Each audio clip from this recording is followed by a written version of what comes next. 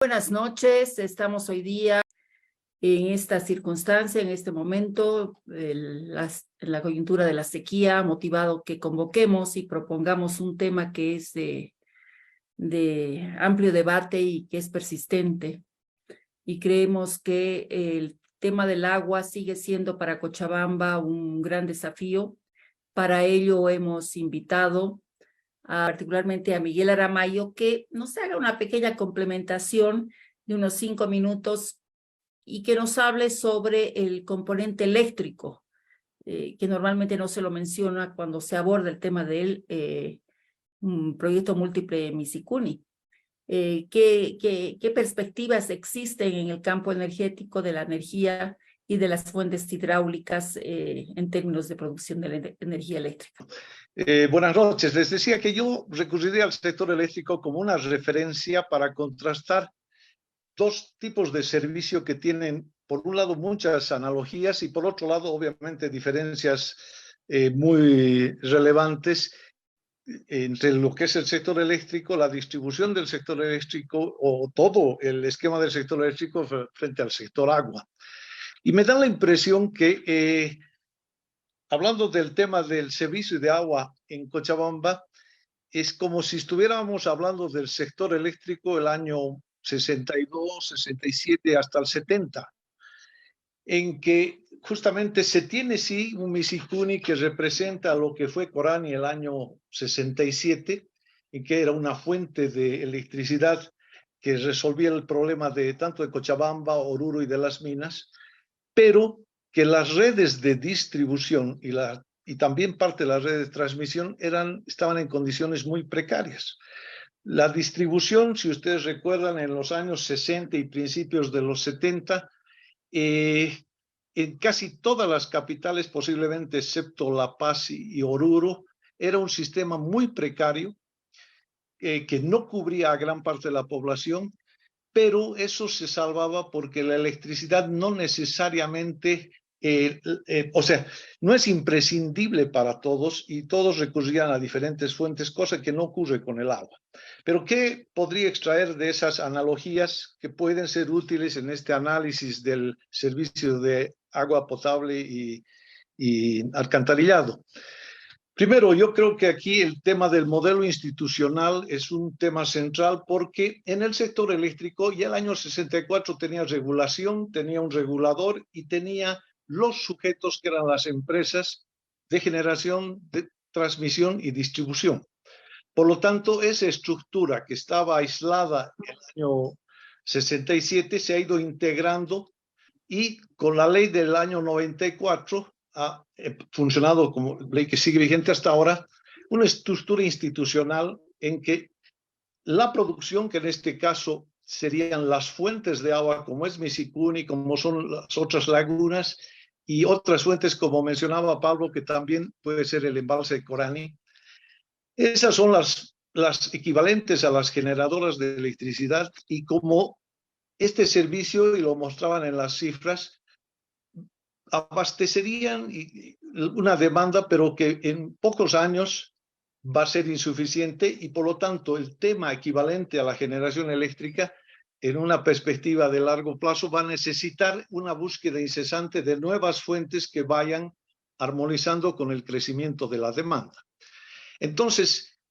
esas fuentes en el sector eléctrico están manejadas de manera independiente y es un sector que se encarga de esa producción. Y en el caso de los embalses, que el ejemplo es Misicuni, son temas más complejos que el eléctrico porque tienen carácter múltiple y el agua no solo sirve para la producción de electricidad, es también agua potable, es agua de riego, etcétera, etcétera. Entonces, hay esas diferencias y hay esas similitudes. El transporte en el sector eléctrico, que en este caso entiendo que lo está, o no lo entiendo posiblemente muy bien, ¿quién es el responsable de ese transporte en bloques o llamémosle masivo del agua? En el caso eléctrico es una red integrada, una red de transporte, una red troncal a la cual todos los productores inyectan su producción y todos los distribuidores retiran de esa red troncal y la distribuyen en su mercado, que es un mercado definido geográficamente. Eso no encuentro en este esquema, no lo he podido entender, porque esa red de transporte, que aquí la entiendo con el término más de aducciones, esa tendría que tener un ente responsable de eso, que puede ser o no Misicuni, que es un productor, pero esa red troncal es determinante porque la demanda, como en el caso de Cochabamba, no está circunscrita a Semapa, tiene núcleos urbanos como el de Sacaba o Quillacollo, El Paso, etcétera, o Vinto, que son núcleos que tienen un cierto grado de autonomía o independencia y que por lo tanto ellos no tienen de dónde retirar, y esas redes de transporte se ven vivas. Y la distribución, en el caso eléctrico, la tienen las distribuidoras, que son monopolios geográficos, que son monopolios naturales,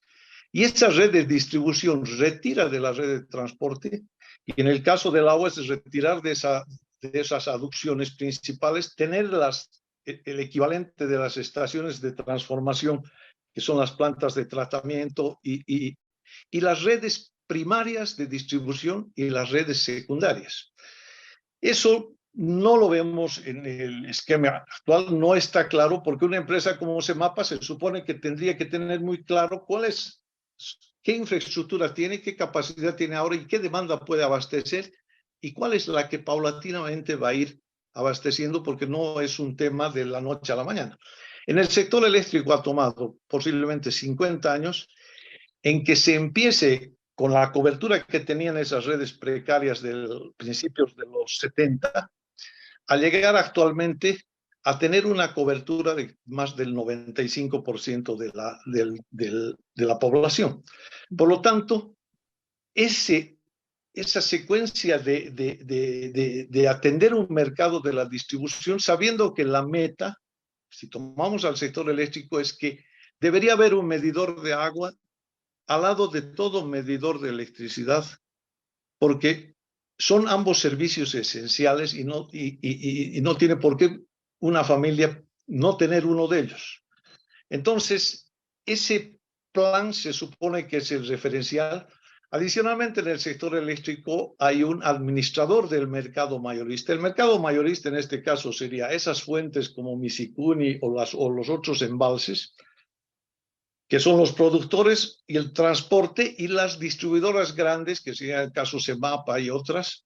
Ese es el mercado mayorista en el sector eléctrico, y está administrado por un ente que se llama el Comité Nacional de Despacho de Carga, que asigna la producción de cada central de manera de que, en un orden de precedencia de precios y de manera de lograr el mínimo costo, y controla los retiros de los consumidores grandes, que en este caso son las distribuidoras y las empresas grandes, y además administra un sistema de transacciones con precios que están regulados y definidos. Por lo tanto, el distribuidor, como Semapa, compra su producto, que es el agua, a un determinado precio regulado, y la vende a un precio mayor porque tiene que cubrir los costos de su red de distribución, tiene tanto la infraestructura como toda la operación comercial que tiene su costo. Por lo tanto, el precio de la electricidad, al igual que del agua, debería tener un precio de la producción, que en este caso es el agua que entrega Misicuni, un costo de la transmisión, de transportar en grandes volúmenes, y un costo de la distribución. Entonces, y son entes independientes porque son actividades independientes. Y además tienen áreas geográficas también muy delimitadas. Por lo tanto, eso yo extraería de las analogías que podemos establecer con el sector eléctrico. Y cuando hablamos de unidades, claro, aquí se habla mucho de litros por segundo. El equivalente de eso en lo eléctrico es la potencia o la capacidad que se tiene. Y el tema de energía, que es el consumo, es el volumen de agua en metros cúbicos. Entonces, yo creo que un tema esencial, por lo tanto, es, primero, tener esa meta de que la cobertura sea de las distribuidoras similar a la que hoy tiene el sector eléctrico o la distribuidora eléctrica como es ELFEC. Segundo, que existe un modelo institucional en el sector que delimite las responsabilidades y funciones que tienen que ser empresas, porque el ejemplo que daba el que me antecedía es muy elocuente.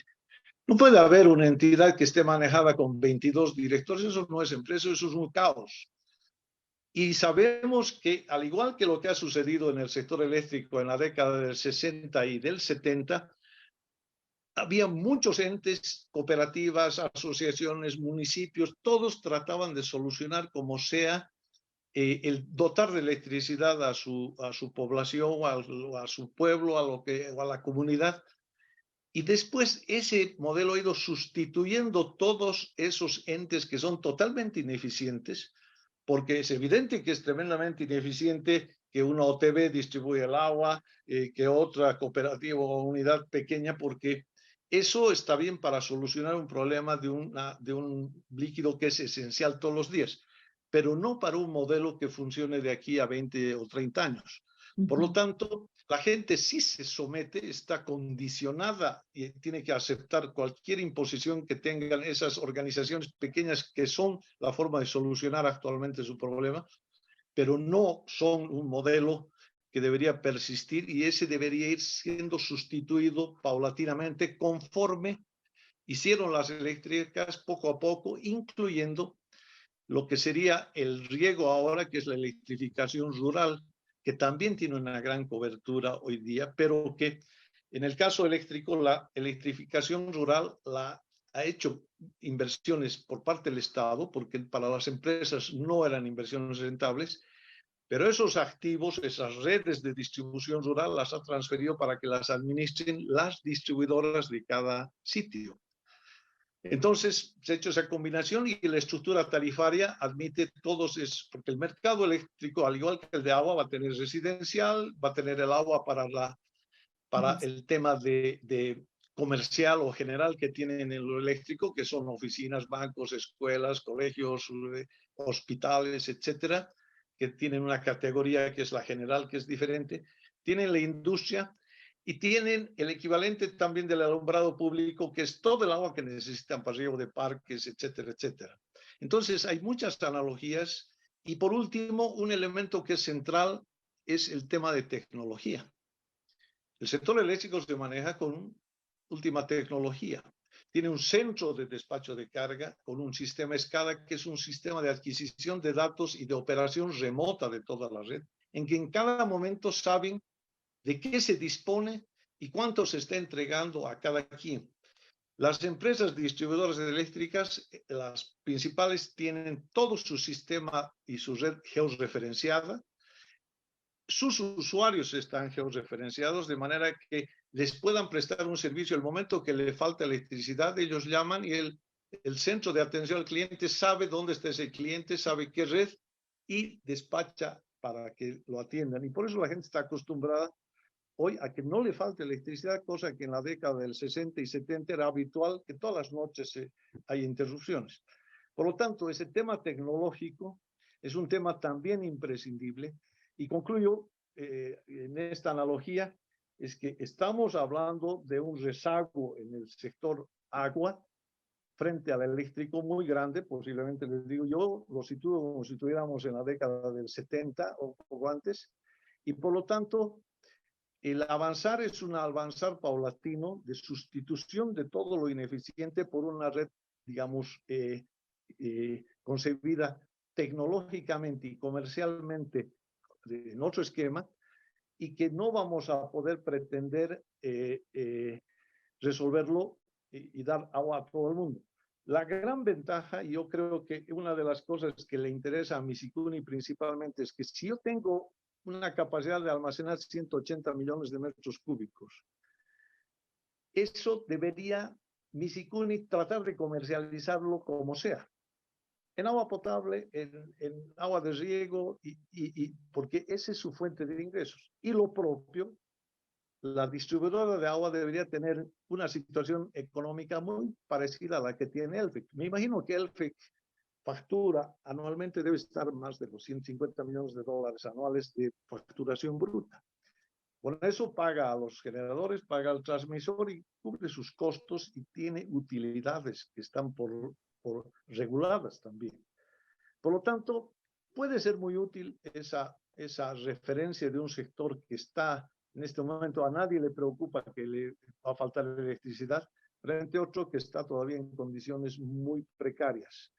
Y que además, si hablamos de soluciones, yo creo que las dos personas, tanto Pablo como el que me ha precedido, han hablado de un horizonte que debería pensarse entre 25 y 40 años, porque las inversiones hay que planearlas con ese horizonte. Y no es un tema de soluciones de corto plazo. Por lo tanto, es un plan que va a requerir muchos años para poderlo ordenar, pero tiene sectores con referencias buenas, como es el tema del eléctrico y también el de gas, me parece. Porque el de gas, igual, la producción estará en manos de las productoras de gas, pero el transporte tiene un centro de despacho de todo lo que es los gasoductos, tienen tecnología que controlan eso. Entonces, yo creo que eso va a ser muy útil y por lo tanto es un tema que se presta a varios foros en los que se pueda hacer un análisis crítico en base a ese contenido y explicaciones que las han dado las dos personas que me han precedido. De mi parte, nada más. Muchas gracias.